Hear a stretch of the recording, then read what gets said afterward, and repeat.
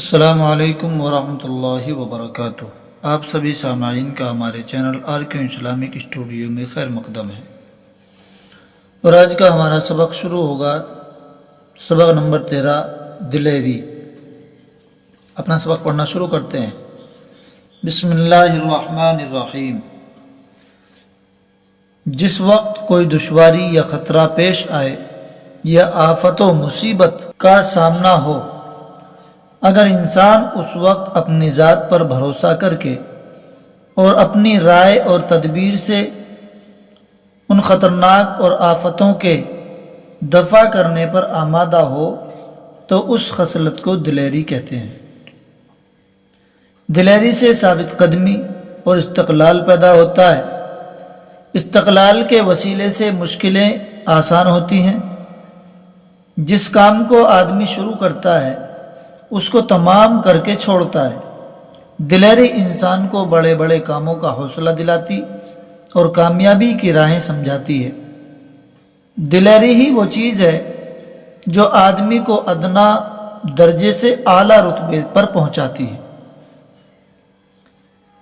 دلیری دشمنوں کے حملے، ظالموں کے ظلم اور شریروں کی شرارت سے بچاتی ہے۔ دلیری ہی سے انسان اپنے نفع اور اپنے حق اور اپنے عزت و حرمت کی حفاظت کرتا ہے۔ دلیری سے صبر و تحمل پیدا ہوتا ہے جو آدمی کو مصیبتوں پر غالب اور فتح مند بنا دیتا ہے۔ شاید تم نے دیکھا ہو کہ انجن کے نیچے آگ جلاتے ہیں جس سے بھاپ بنتی ہے۔ بھاپ کی روک تھام سے باقاعدہ حرکت پیدا ہوتی ہے۔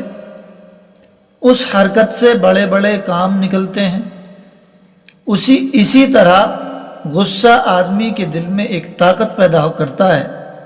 جب عقل اس طاقت کو اپنے قابو میں رکھتی ہے تو آدمی سے دلیری کی خصلت ظاہر ہوتی ہے۔ جب غصہ حد سے زیادہ بڑھتا ہے تو عقل سلامت نہیں رہتی، انجام کا فکر اور نیک و بد کی تمیز اٹھ جاتی ہے۔ اس جوش میں وہ ایسی نامعقول حرکتیں کر بیٹھتا ہے کہ غصہ فرو ہونے کے بعد اس کو خود ندامت ہوتی ہے۔ بدلہ اور انتقام کا خوف دل پر چھا جاتا ہے۔ ایسے آدمی سے دوست آشنا نفرت کرنے لگتے ہیں۔ دشمن اس کی بےہودگی پر ہنستے اور خوش ہوتے ہیں۔ غصے کی حرارت کا بالکل مر جانا بھی برا ہے۔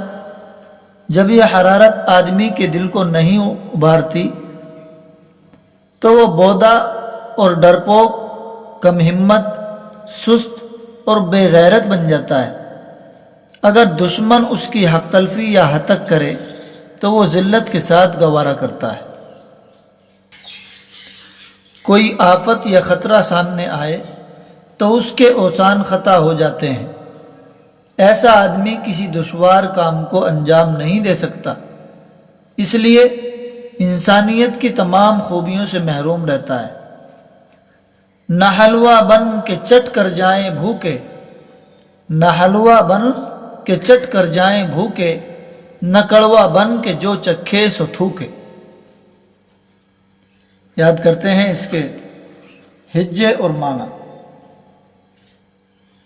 دشواری اس کے معنی ہے دقت، مشکل۔ رائے اس کے معنی ہے تجویز، قیاس۔ تدبیر اس کے معنی ہے حکمت، عقل مندی۔ آمادہ اس کے معنی ہے تیار۔ خصلت اس کے معنی ہے عادت۔ ثابت قدمی اس کے معنی ہے مستقل مزاجی۔ استقلال اس کے معنی بھی مستقل مزاجی۔ وسیلہ اس کے معنی ہے ذریعہ۔ حوصلہ اس کے معنی ہے جرأت، ہمت۔ ادنا اس کے معنی ہے چھوٹا، نیچ۔ اعلیٰ اس کے معنی ہے بلند، اونچا۔ ظالم اس کے معنی ہے ظلم کرنے والا۔ شریر اس کے معنی ہے فسادی۔ حرکت اس کے معنی ہے جنبش، ہلنا، غلطی، حرکت۔ تحمل اس کے معنی ہے برداشت۔ فرو ہونا اس کے معنی ہے کم ہونا۔ ندامت اس کے معنی ہے شرمندگی۔ حق تلفی اس کے معنی ہے حق دبانا۔ ہتک اس کے معنی ہے رسوائی۔ گوارا اس کے معنی ہے اختیار پسند۔ تھوڑا تھوڑا بہت ہو جاتا ہے۔ بنایا ہے چڑیوں نے جو گھونسلہ، سو ایک ایک تنکا اکٹھا کیا۔ گیا ایک ہی بار سورج نہ ڈوب، مگر رفتہ رفتہ ہوا ہے غروب۔ گئیں لہجے لہجے میں عمریں گزر، قدم ہی قدم طے ہوا ہے سفر۔ سمندر کی لہروں کا تانتا صدا، کنارے سے ہے آ کے ٹکرا رہا۔ اسی طرح دریا سے اٹھتی ہے موج، صدا کرتی رہتی ہے دھاوا یہ فوج۔ کناروں کو آخر گرا ہی دیا، چٹانوں کو بالکل صفا چٹ کیا۔ برستا جو میہ موسلا دھار ہے، سو یہ ننھی بوندوں کی بوچھار ہے۔ درختوں کے جھنڈ اور جنگل گھنے، یوں ہی پتے پتے سے مل کر بنے۔ ہوئے ریشے ریشے سے بن اور جھاڑ، بنا ذرے ذرے سے مل کر پہاڑ۔ لگا دانے دانے سے غلے کا ڈھیر، پڑا لمحے لمحے سے برسوں کا پھیر۔ جو ایک ایک پل کر کے دن کٹ گیا، تو گھڑیوں ہی گھڑیوں برس گھٹ گیا۔ لکھا لکھنے والے نے ایک ایک حرف، ہوئی گڈیاں کتنی کاغذ کی صرف۔ ہوئی لکھتے لکھتے مرتب کتاب، اسی پر ہر ایک شے کا سمجھو حساب۔ جلاہے نے جوڑا ہے ایک ایک تار، ہوئے تھان جس کے گزوں سے شمار۔ ہر ایک علم و فن اور کرتب ہنر، نہ تھا ابتدا ہی سے اس ڈھنگ پر۔ مگر بڑھتے بڑھتے ترقی ہوئی، جو نیزہ ہے اب تھا وہ پہلے سوئی۔ یوں ہی پھوئیوں پھوئیوں بھرے جھیل تال، یوں ہی کوڑی کوڑی ہوا جمع مال۔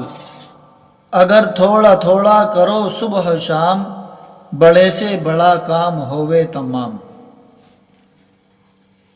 یاد کرتے ہیں اس کے ہجے اور معنی۔ غروب ہونا اس کے معنی ہے چھپ جانا۔ لحظہ اس کے معنی ہے پل، گھڑی۔ طے اس کے معنی ہے پورا ہونا۔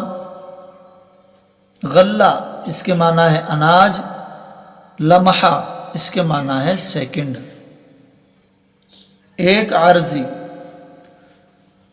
بحضور صاحب کلکٹر بہادر ضلع بلند شہر بدرخواست عہدہ پٹواری گیری۔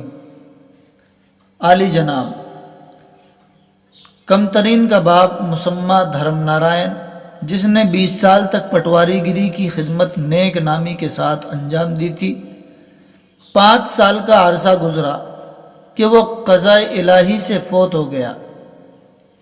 اس وقت فدوی مدرسے میں تعلیم پا رہا ہے۔ اتنی عمر اور لیاقت نہ رکھتا تھا کہ اپنے باپ کی خدمت کو کافی طور سے انجام کر سکتا، اس لیے حاکموں کے حضور میں اپنی پرورش کی درخواست کرنا فضول سمجھا۔ لیکن امسال فدوی نے مڈل کلاس کا امتحان پاس کیا اور اسی وقت سے پیمائش، نقشہ کشی اور کاغذات پٹواری کے مرتب کرنے کا طریقہ اپنے ایک رشتہ دار سے، جو اس کام میں بخوبی ہوشیار ہے، سیکھتا رہا اور اس بات کا منتظر تھا کہ کسی مناسب موقع پر حضور میں درخواست اپنی پیش کرے۔ اب دریافت ہوا ہے کہ موضع جلال پور اور جھاجھر کے پٹواری کا عہدہ خالی ہوا ہے، اس لیے کم ترین نہایت ادب کے ساتھ التماس کرتا ہے کہ جس وقت موضع مذکور کے لیے پٹواری تجویز کیا جائے تو فدوی کے خاندانی استحقاق پر اور نیز اس کی ناچیز لیاقت پر جو سندوں کے ملاحظے سے ظاہر ہوگی توجہ فرمائی جائے۔ فقط 20 مارچ سن 1895 عیسوی۔ عرض گزارش، فدوی کیشورام پسر دھرم نارائن، متوفی پٹواری موضع داتا نگر، تحصیل خرجہ۔ یاد کرتے ہیں اس کے حجے اور معنی۔ کم ترین، اس کے معنی ہے کم درجے کا۔ عرصہ، اس کے معنی ہے مدت، زمانہ۔ قضا، قضا کے معنی ہے موت، حکم۔ فوت، اس کے معنی ہے مر جانا۔ فدوی، اس کے معنی ہے درخواست کرنے والا۔ کافی، اس کے معنی ہے بہت۔ فضول، اس کے معنی ہے بے فائدہ۔ امسال، اس کے معنی ہے اس سال۔ مرتب، اس کے معنی ہے ترتیب دیا گیا۔ منتظر، اس کے معنی ہے انتظار کرنے والا۔ التماس، اس کے معنی ہے تمنا، گزارش۔ مذکور، اس کے معنی ہے ذکر کیا گیا۔